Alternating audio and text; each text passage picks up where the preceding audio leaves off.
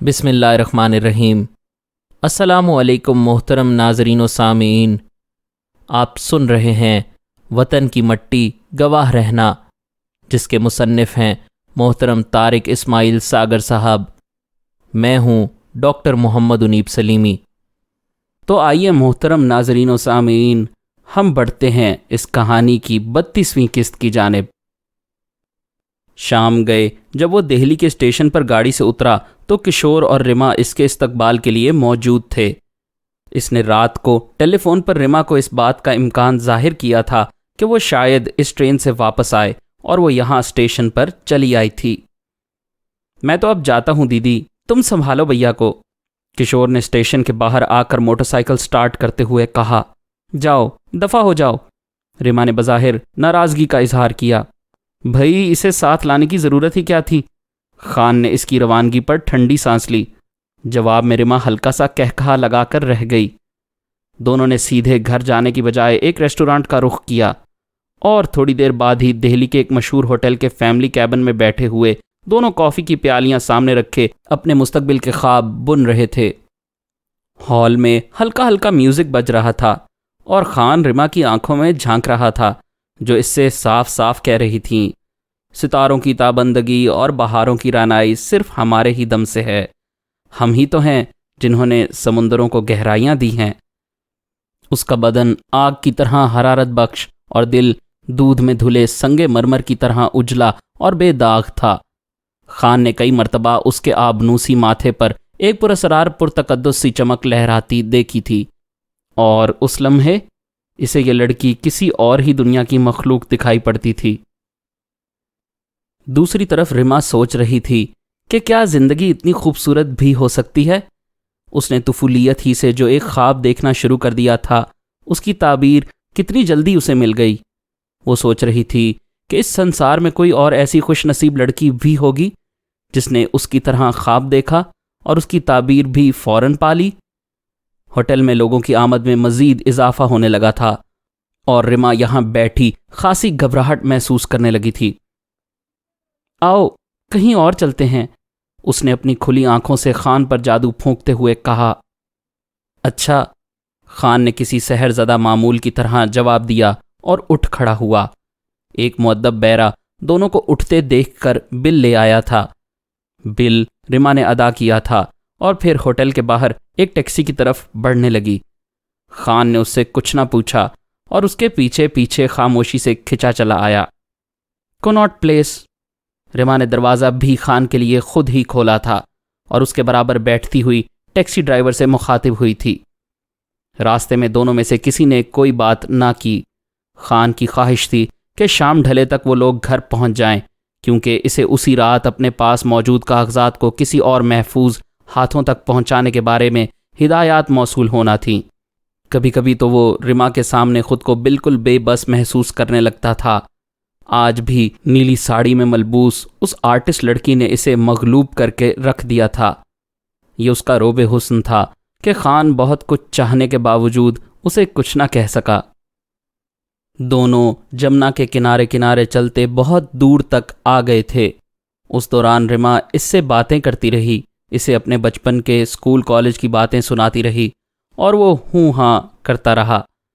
دونوں ایک دوسرے کے ہاتھ میں ہاتھ دیے اور دریا کنارے بنے اس مخصوص پتھر پر کھڑے ہو گئے جہاں رما اکثر اسے لایا کرتی تھی۔ دونوں ایک دوسرے میں گم دور مغربی افق میں ڈوبتے سورج کا نظارہ کر رہے تھے۔ ڈوب جانے سے پہلے شفق کی سرخی سے اس کے سارے دن کا بڑھاپا شگفتہ اور جوان لگ رہا تھا، اور اپنی موت سے بغلگیر ہو کر اس کا سر جمنا کے پانیوں کی گہرائیوں میں ڈھلکتا جا رہا تھا۔ سورج کی روشنیوں کی موت کا یہ منظر دریا کی سطح پر زندگی کی بڑی خوبصورت پیاری رنگ برنگی اور متحرک شکلیں بنا رہا تھا۔ شدت جذبات سے مغلوب ہو کر اس نے رما کا ہاتھ اپنے دونوں ہاتھوں میں لے کر دبا دیا۔ چلیے، رما نے کسی پیش آمدہ طوفان کی شدت کو محسوس کرتے ہوئے وہاں سے ہٹ جانا ہی مناسب سمجھا تھا۔ چلو۔ دونوں شام ڈھلے گھر پہنچے تو گھر کے سبھی لوگ ان کے منتظر تھے۔ شاید کشور نے گھر والوں کو ان کی آمد سے باخبر کر دیا تھا۔ ایک ضروری کام یاد آ گیا تھا۔ ریما نے کسی کے پوچھنے سے پہلے ہی دیر ہونے کا جواز پیش کر دیا، حالانکہ اس کی ضرورت نہیں تھی۔ مسٹر سہائے نے خان کو بتایا تھا کہ بلاکی رام کو انہوں نے اگلے ہفتے اس کے بیوی بچوں سمیت دعوت پر بلایا تھا۔ شکر ہے بھگوان کا کہ آپ بھی بزنس مین بننے لگے، خان نے ہنستے ہوئے کہا۔ کھانا سب نے اکٹھے ہی کھایا تھا، پھر وہ سب ٹی وی کے سامنے آ کر حسب سابق بیٹھ گئے۔ تھوڑی دیر بعد ہی مسٹر ارون کمار کے لیے فون آ گیا۔ ارے کیا مصیبت ہے بھائی؟ فون سن کر وہ بڑبڑاتا ہوا اسی کمرے میں آ گیا۔ کیا ہوا؟ مسٹر سہائے نے پوچھا۔ ہونا کیا تھا؟ رات 10 بجے کی گاڑی سے ایک دوست آ رہا ہے۔ بیٹا مہمان تو بھگوان کی دیا ہے، مسز سہائے نے سمجھایا۔ جی اگر دن میں آئے تو اتنی رات گئے نہیں۔ کشور کی بات پر سب ہنس دیے۔ اس نے احتیاطاً ابھی تک اپنے کپڑے بھی تبدیل نہیں کیے تھے۔ یہ فون مقامی دوستوں کی طرف سے تھا، جس میں اسے بتایا گیا تھا کہ اس نے اپنے پاس موجود کاغذات کس کو اور کہاں منتقل کرنے ہیں۔ یار ذرا موٹر سائیکل کی چابی تو دینا، اس نے کشور سے درخواست کی۔ تھوڑی دیر بعد وہ ایئرپورٹ کی طرف اڑا جا رہا تھا۔ اس مرتبہ خصوصی احتیاط برتی گئی تھی اور اسے صرف آدھے گھنٹے کا وقت دیا گیا تھا۔ مطلوبہ وقت تک وہ بہرحال ایئرپورٹ پر پہنچ چکا تھا۔ دہلی کے بین الاقوامی ہوائی اڈے پر مختلف ایئر لائنز کے جہاز چڑھ اور اتر رہے تھے، اور وہ مسافروں کے لاؤنج کے بالکل سامنے بنے ٹیلی فون بوتھ کے نزدیک آ کر کھڑا ہو گیا۔ ایئرپورٹ کی گھڑی نے جب ٹھیک 9:30 بجائے تو اس نے ٹیلی فون بوتھ کے گرد اس طرح 2-3 چکر کاٹے کہ اگر کوئی اس طرف دیکھ رہا ہو تو وہ اس کی حرکات کا اچھی طرح جائزہ لے سکے۔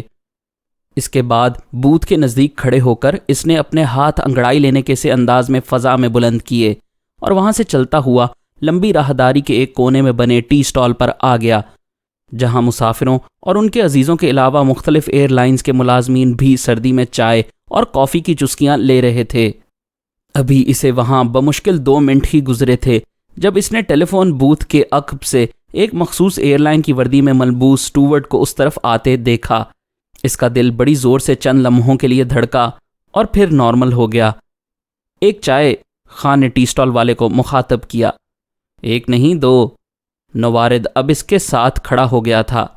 معاف کیجیے، اس نے خان کو مخاطب کیا، سردی آج کچھ زیادہ ہی ہو گئی ہے۔ موسم کا کیا اعتبار؟ خان نے مسکراتے ہوئے کہا۔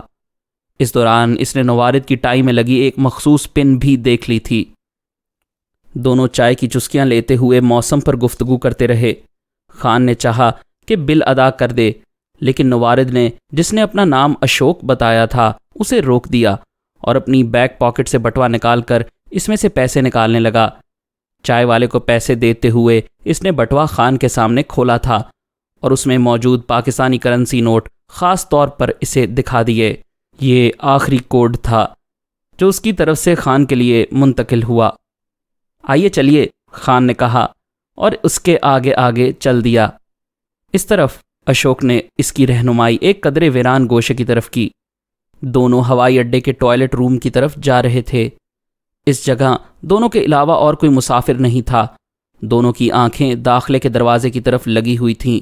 خان نے بڑی ہوشیاری سے طے شدہ کاغذوں کا لفافہ نکال کر اسے تھما دیا اور اشوک نے اس سے بھی زیادہ ہوشیاری کا مظاہرہ کرتے ہوئے وہ لفافہ اپنے زیر جامہ میں محفوظ کر لیا۔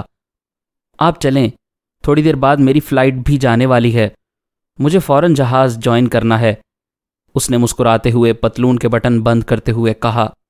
شکریہ، خدا حافظ۔ خدا حافظ، اس کے ساتھی نے کہا اور خان باہر نکل آیا۔ خان تھوڑی دیر کے لیے رک گیا۔ اس کی نظریں اشوک کے چلتے ہوئے قدموں پر جمی تھیں کہ اسے ایک چاپ سنائی دی۔ وہ ٹھٹکا اور مڑ کر دیکھنے لگا۔ وہاں کوئی نہیں تھا، کوئی بھی نہیں، البتہ ایک آواز آ رہی تھی۔ اب کتنا عجیب لگتا ہے یہ سب کچھ۔ کبھی کبھی تو اپنا وطن عزیز، گھر بار، ماں باپ، بہن بھائی اتنے یاد آتے ہیں کہ رگیں ٹوٹنے لگتی ہیں، لیکن ایک ہی سوچ مطمئن کر دیتی ہے، ہم یہاں انہی کے لیے تو ہیں، انہی کی خوشیوں کے لیے۔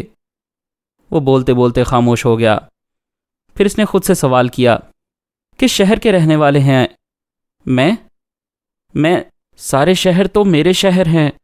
اب تو یوں لگتا ہے جیسے میرا وجود پاکستان کے سارے شہروں کا مرکب ہے، اور اگر اللہ نے چاہا تو ممکن ہے اپنے اپنے مشن کی تکمیل کے بعد ہم سرخرو ہو کر اپنے وطن میں آئیں، اپنے پاکستان میں آئیں اور ایک دوسرے سے دوبارہ مل سکیں۔ وہ دل ہی دل میں نہ جانے خود سے کیا کچھ کہتا رہا اور موٹر سائیکل گھر کا راستہ بڑی تیز رفتاری سے کاٹتی رہی۔ گھر پہنچنے کے لیے اس نے سیدھا راستہ اختیار نہیں کیا تھا، بلکہ رک کر مختلف سڑکوں سے گھومتا ہوا رات 11 بجے کے بعد گھر پہنچا تھا۔ پچھلے 48 گھنٹے سے جو کاغذات اس کے جسم کا حصہ بنے ہوئے تھے، ان کی خود سے محفوظ علیحدگی اور پھر محفوظ ٹھکانے تک پہنچ جانے کے بعد وہ خود کو ہلکا پھلکا محسوس کر رہا تھا۔ رات دیر گئے تک حسب معمول وہ رما سے باتیں کرتا رہا۔ کبھی کبھی اسے بڑی الجھن سی ہونے لگتی تھی۔ رما ہمیشہ ایک سی باتیں کرتی تھی، لیکن دونوں گھنٹوں باتیں کرنے کے بعد بھی ایک بے نام سی تشنگی محسوس کرتے تھے۔ صبح دیر تک وہ سوتا رہا۔ سب لوگ اپنے اپنے کام کاج پر جا چکے تھے۔ بوڑھا سہائے ایک کرسی پر دھوپ میں ٹانگیں پھیلائے اخبار کا مطالعہ کر رہا تھا۔ اس نے کمرے سے باہر سہائے اور مسز سہائے پر نظر پڑتے ہی پائے لاگوں کا نعرہ بلند کیا اور غسل خانے میں جا گھسا۔ ماتا جی نے اس کے لیے تازہ ناشتہ تیار کیا تھا، کیونکہ وہ اپنے دھرم پتر کی اس عادت کا اندازہ لگا چکی تھیں کہ وہ کبھی باسی چیزیں نہیں کھاتا تھا۔ ناشتے سے وہ ابھی فارغ ہی ہوا تھا کہ سوشیل اپنے بچوں کے ساتھ آ گئی۔ سوشیل کے بچے اب اس سے بہت بے تکلف ہو گئے تھے۔ اسے دیکھتے ہی دونوں انکل انکل پکارتے خان کی طرف لپکے اور اس کی باہیں بے اختیار پھیلتی چلی گئیں۔ پھر دونوں کو اس نے اپنے پھیلے ہوئے بازوؤں میں سمیٹ لیا۔ ناشتے سے فارغ ہوتے ہی خان نے عادت کے مطابق اخبار اٹھایا اور اس پر سرسری نظریں دوڑانی شروع کر دیں۔ پہلے ہی صفحے کے ایک کونے میں لگی خبر نے اسے چونکایا۔ یہ خبر دہلی اور پنجاب کے مختلف شہروں میں پاکستانی جاسوسوں کے کارناموں کے متعلق تھی۔ اخبار نے اپنے ایک خفیہ ذریعے کے حوالے سے دعویٰ کیا تھا کہ 2 روز پہلے پاکستانی جاسوسوں نے امبالہ کے ہوائی اڈے سے کچھ انتہائی اہم دستاویزات اڑا لی ہیں۔ گو کہ اس خبر کی تصدیق سرکاری ذرائع نے نہیں کی تھی، مگر اخبار اس بات پر بضد تھا۔ اسی اخبار نے یہ بھی لکھا تھا کہ اس سے پہلے بھی جاسوسوں کا یہی گروہ دہلی سے بھی بہت سی اہم دستاویزات اڑا کر پاکستان پہنچ جا چکا ہے اور بھارتی انٹیلیجنس کو ان جاسوسوں نے بوکھلا کر رکھ دیا ہے۔ دیکھی پاکستانی جاسوسوں کی خبر؟ جیسے ہی خان نے اخبار لاپرواہی سے ایک طرف پھینکا، سہائے نے اسے مخاطب کیا۔ بے پر کی اڑاتے ہیں یہ اخبار والے، خان نے منہ بگاڑ کر دہلی کے کرخنداری لہجے میں کہا۔ سبھی لوگ کہکہا لگا کر ہنس پڑے۔ ہوں، سہائے نے مزید طنز کی، یہ سالے ٹریننگ دے رہے ہیں اپنی چھاونیوں میں مکتی بہانی کو۔ برخوردار، میں نے آدھی زندگی مسلمان پولیس افسروں میں گزاری ہے۔ ایک بات یاد رکھنا کہ ہم تو سوچتے ہی رہ جائیں گے۔ 65 میں بھی یہی ہوا تھا اور 47 میں بھی ادھر کشمیر میں یہی تو ہوا تھا۔ یہ پلاننگ ہی کرتے رہ جائیں گے۔ سہائے نے اچھا خاصا تبصرہ کر دیا۔ خان نے محسوس کیا تھا جب سے وہ اس کے ساتھ چھاونیوں میں تربیت لیتے بنگالی غداروں کو دیکھ کر آیا ہے، تب سے ان معاملات میں کچھ زیادہ ہی دلچسپی لینے لگا تھا، ورنہ تو پہلے کبھی سہائے کو اخبار غور سے پڑھتے ہی نہیں دیکھا تھا۔ اس کی ایک وجہ شاید یہ بھی ہو سکتی تھی کہ اب اسے زندگی میں پہلی مرتبہ کچھ معاشی سکون میسر آیا تھا اور اس کی عادات میں بھی بڑے نامحسوس طریقے سے ایک تبدیلی سی آنے لگی تھی۔ جانے بھی دیجیے بابو جی، سوشیل نے باپ کو ٹوکا۔ ہفتے میں 1 آدھ دفعہ آنا ہوتا ہے اور آپ پر نہ جانے آج کل یہ سیاست کیوں سوار ہونے لگی ہے، کوئی اور بات کیجیے نا۔ ارے بابا، انسان ہوں میں بھی، مجھ پر بھی سرد گرم کا اثر تو ہوگا۔ اچھا خیر، جانے دو۔ پھر وہ خان سے مخاطب ہوا۔ کل آ رہا ہے وہ تمہارا بلاکی رام اپنے پریوار کو لے کر، بڑی خوشی کی بات ہے۔ مستقبل میں 2-3 اور آرڈرز مل جائیں گے، خان نے مسکراتے ہوئے کہا۔ ایک تو تم دونوں پر نہ جانے بلاکی ہی کیوں سوار رہتا ہے، کون ہے یہ موا؟ مسز سہائے نے پوچھا۔ ارے ماتا جی، آپ دیکھو گی تو خوش ہو جاؤ گی۔ دیر گئے تک وہ باتیں کرتے رہے۔ پھر خان سوشیل کے دونوں بچوں کو شاپنگ کروانے اپنے ساتھ بازار لے گیا۔ اس کی واپسی دوپہر کے بعد ہوئی تھی۔ تب تک رما بھی کالج سے واپس آ چکی تھی۔ اس کے انتظار میں ابھی تک کسی نے کھانا نہیں کھایا تھا۔ شام کو رجنی بہن بھی آ رہی ہے نا، فلم دیکھنے چلیں گے ہم سب لوگ، اس نے کھانے سے فارغ ہو کر کہا۔ ارے کیوں نہیں، ونڈرفل، سوشیل نے خوشی کا اظہار کیا تو ماتا جی نے اسے بڑی عجیب سی نظروں سے دیکھا۔ شاید انہیں اپنے دھرم پتر کی دولت کا اس طرح ضیاع ہونا پسند نہیں تھا۔ اصل میں کل ہمارے ہاں جو مہمان آ رہے ہیں نا ماتا جی، وہ لوگ اتنے بور ہوں گے کہ بس آپ سے کیا کہوں، اس لیے میں چاہتا ہوں کہ آج کا دن ذرا ٹھیک ٹھاک ہی گزرے۔ ارے کیوں نہیں بیٹا، پھر رجنی بیٹی بھی تو آنے والی ہے، مسز سہائے نے کہا۔ وہ لوگ ابھی باتیں کر ہی رہے تھے جب ٹیلی فون کی گھنٹی بجی۔ یہ رجنی کا فون تھا اور وہ اپنے دفتر سے اپنے دھرم ویر کو اپنی فوری آمد کی اطلاع دے رہی تھی۔ تم ذرا موٹر سائیکل پر لے آؤ نا اسے، دیر ہو گئی تو رات کا آخری شو دیکھنا پڑے گا، مجھے تو نیند آنے لگتی ہے، آشا نے کشور سے کہا۔ اس نے کھا جانے والی نظروں سے آشا کی طرف دیکھا، کیونکہ خان کے سامنے وہ انکار تو نہیں کر سکتا تھا، پھر اچھا کہہ کر باہر نکل گیا۔ کشور کی واپسی 1.5-2 گھنٹے بعد ہوئی تھی۔ رجنی اب اس گھر کے فرد کی سی حیثیت اختیار کر چکی تھی۔ خان بھی اس کے گھر بالکل اسی طرح چلا جاتا تھا جیسے یہاں مسٹر سہائے کے گھر میں۔ رجنی کی ماں کو وہ موسی کہا کرتا تھا اور اس کا دل بھی اس نے پہلی ہی 1-2 ملاقاتوں میں جیت لیا تھا۔ رجنی نے اپنی ماں کو بتایا تھا کہ خان نے اس کا بدلہ چکایا ہے۔ وہ خود اس کی بہت ممنون تھی کہ خان نے جیتے جی اس کے سر سے ایک بڑا بوجھ اتار دیا۔ مزید اقساط سننے کے لیے ہمارے چینل کو سبسکرائب کیجیے اور بیل آئیکن پر کلک کریں تاکہ آپ کو ہمارے نئے اپلوڈز کے متعلق نوٹیفیکیشنز ملتی رہیں۔ ہماری ویڈیوز کو لائک اور شیئر کریں اور کمنٹ سیکشن میں ہمیں اپنی رائے سے آگاہ کرتے رہیں۔